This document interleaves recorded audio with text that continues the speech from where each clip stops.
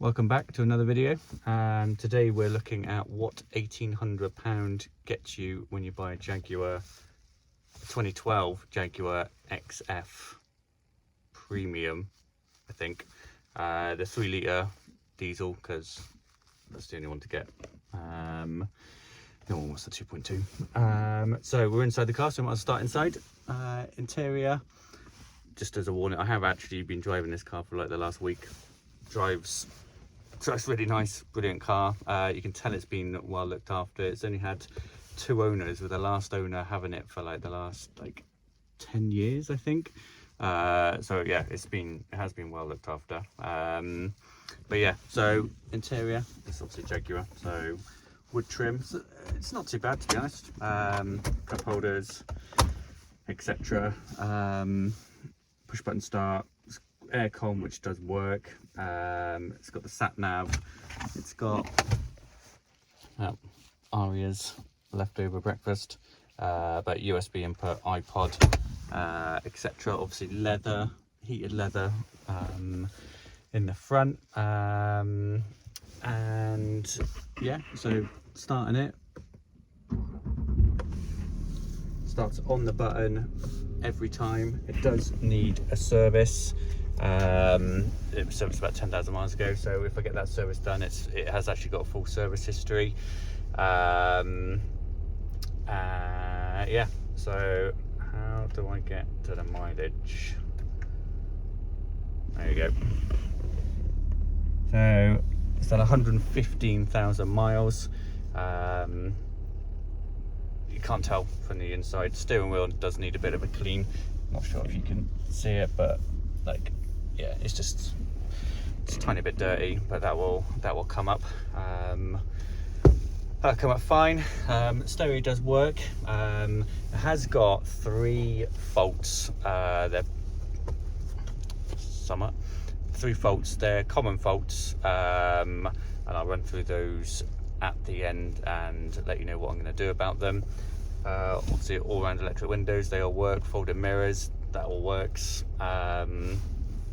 In the back, again, really good condition. Seats are pretty much immaculate, to be honest. Yeah, I've been really happy with that, how that's come out. So let's go and have a look outside, and we'll pick up some of, probably most of the reasons why it was £1,800. Although it has got the CD player, and what you should always do when you have a car with a CD player is see if anyone's left a disc in. Says ejecting disc. Yes, there is. Now that's what I call Christmas. Okay, right, let's go to the outside. Right, there she is. Still haven't done a video on the Land Rover. I will, I promise. In the 2012, it's obviously the facelift, which looks loads better in my opinion. The other one, nothing wrong with the slightly older one, but the lights are starting to look a little bit dated in my opinion. But yeah, let's pick out some of the issues, shall we? So first thing first, front bumper. It's got a bit of paint damage on there, not ideal. It's got stone chips, but it's an 11-year-old car, so what do you expect? Wheels, I mean, they've obviously been curbed, but what I did notice is it's got matching tyres, so they've got Range Sport 5s all around. Now, as a general rule, you can normally tell how well a car's been looked after by what tyres are on it. I'd suggest this has been well looked after. I do really like this detail on the Jags. I just think it adds something nice to it in relation to other stuff that's wrong with the car. Sailing club, make of that what you will. It's a bit dirty, so you can't see if the camera picks it up, but it's got a couple of little marks here where someone's obviously opened a door into it. No dent, but the paintwork's a bit meh. They're 19-inch wheels, if anyone wondered, which again, I think, yeah, I just think the 19s look better than the others. The 18s I think they can come too. Little mark there. It's obviously got the twin exit exhaust, which looks really good. Rear parking sensors. So another bit of paintwork just there. Should easily come up. Again, curved wheels, not too bad. Now the worst part of the exterior is probably the door. God knows what's happened, but yeah, look, you can see that. I reckon I could get that with a bit of, not me, but get a dent man out to come and fix that. Also, this needs replacing. It's obviously come off at some point and they fitted one and it's not quite the same colour. And then obviously, yeah, wheels being curved again, and front bumper got another little mark there. Oh, and then the other thing, but I've got a man who does my windscreens really cheap. Got a crack in the windscreen just there. I'm not worried about that because the guy who did the front and rear screens in the Land Rover, it's like 400 quid for front and rear. So yeah, no issues with that. But yeah, super happy with it. Boot, massive boot. Hide that. There's the original plates. Obviously it's on a private plate at the minute, which I think really adds to the look of the car because soft close. Because I don't think it looks like a 2012 car. I think it actually looks super modern.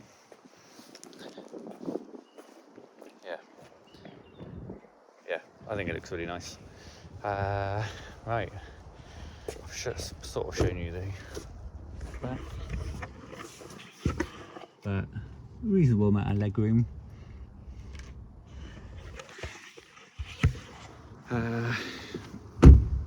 Not as much as the XJ, which I'd love an XJ with the heated front and rear seats. And if you get the proper one, it's got the cooling bits as well. Right, next thing, take it for a drive. Right, as I mentioned earlier, it starts first time every time. I don't know whether you can quite see that in the video, but the start-stop button pulses like a heartbeat, which I think is a really nice touch. But yeah, let's go and see what this what it goes like.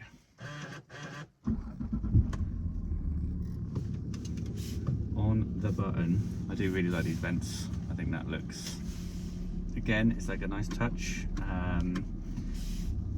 I know Jaguar Land Rover has a bit of a bad rep, and it does. God, I'm going to try and play Christmas songs, turn it off.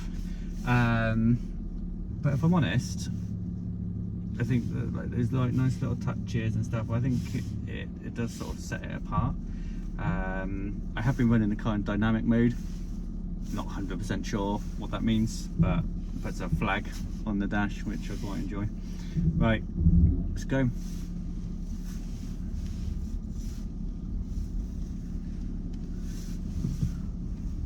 I will say the drive in this is silent.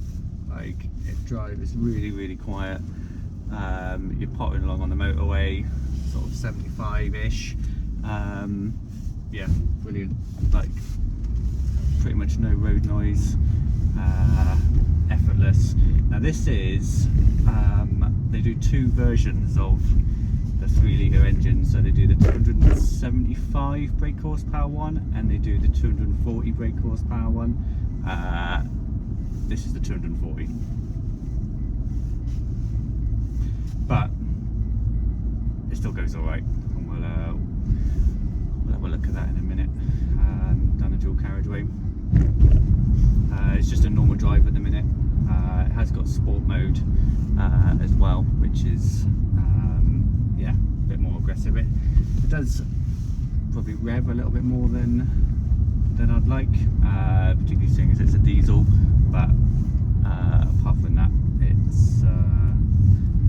roads, a lot of fun. It's got the flappy paddles if you want to pretend you're a race car driver, which again amuses me a little bit in a diesel. But again, I don't know how well the camera's picking it up, but super quiet, drives really nicely, no knocks, bangs. Like I say, it has got full service. Well, when I get it serviced again, it will have full service history, which is always nice. We'll have a look at the engine bay when we get back as well. Got to make my way out the estate. Not the easiest thing to do. New build estate, so cars everywhere. So like I said, the aircon does work. Heated seats, both of them work.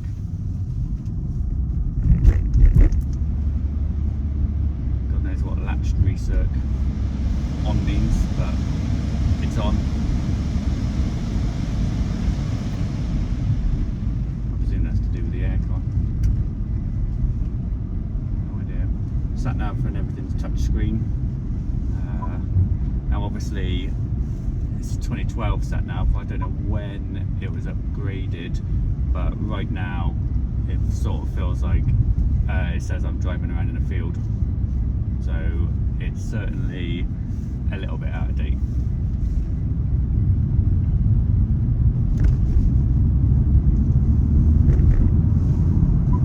Yeah, touchscreen's quite a nice touch.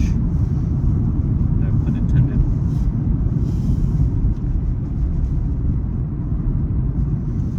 And then in manual mode it does change when you want it to. There's no sort of real delay. It's 8-speed gearbox, so we're currently in 6th, cruising at it's about what, 1200 RPM, 40 miles an hour. Now it's certainly not the most economical car you're going to drive. I mean, it is still a 3 litre, but it's not ridiculous. Can you see? Yeah, little button on the glove box. I think again, like, really nice touch. So we'll go into the dual carriageway, put it in sport mode, see what it goes like.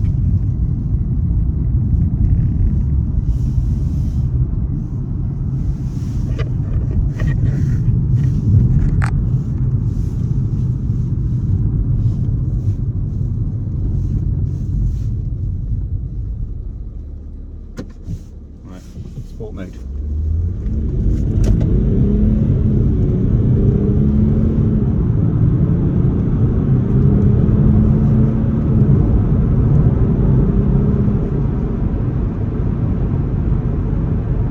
I mean, it doesn't peel your face off.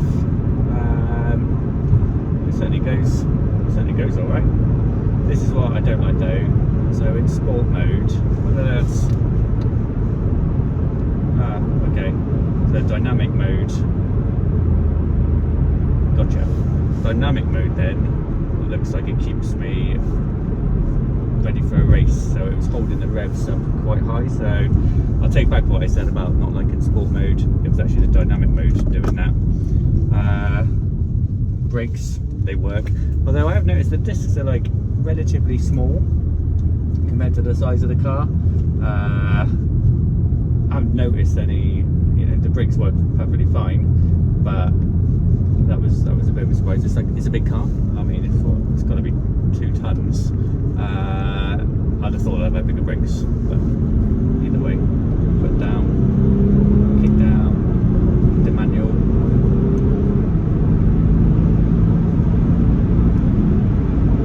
Yeah, I mean, that's nice.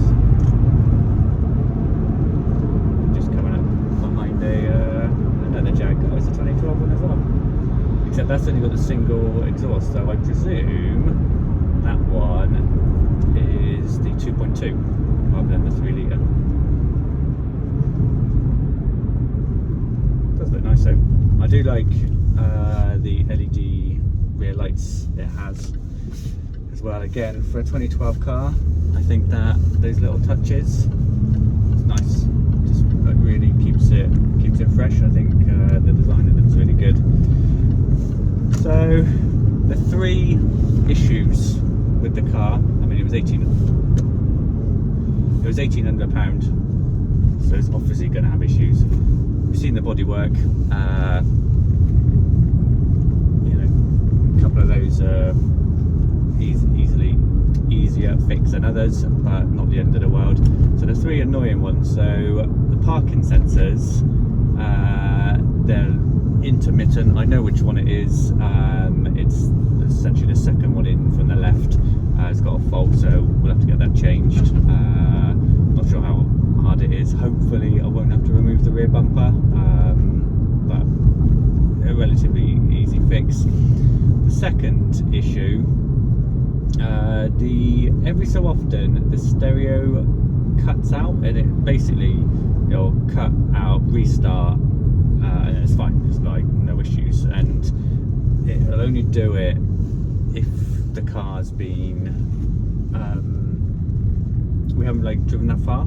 You know, once the car's like nicely warmed up and we've been driving for a bit, it doesn't do it.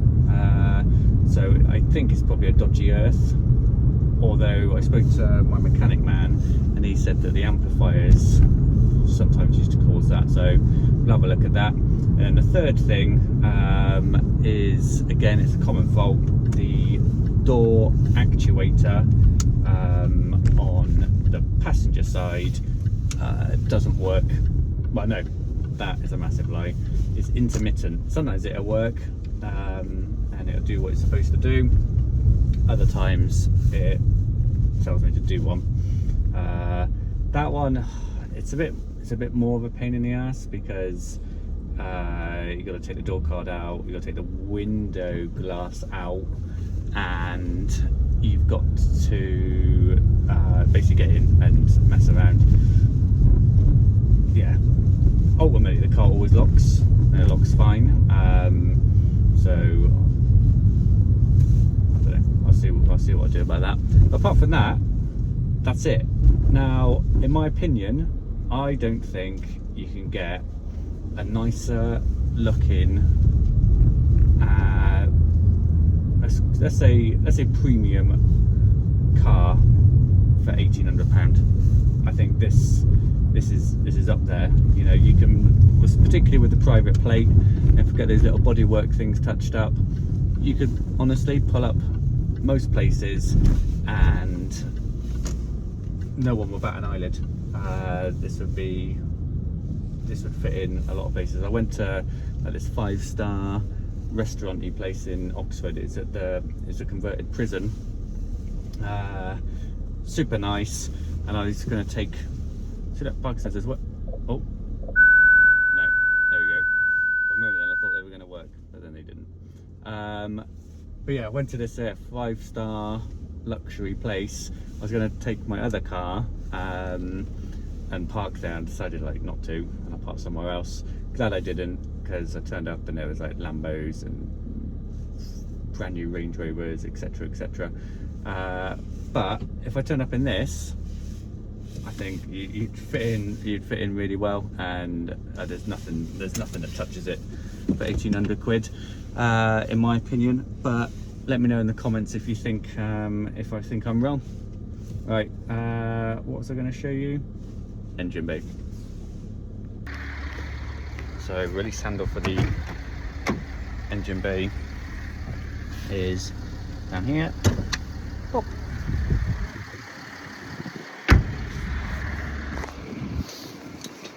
Oh, it needs to go clean too. Let's see if we can work out that handle on there. And engine bay.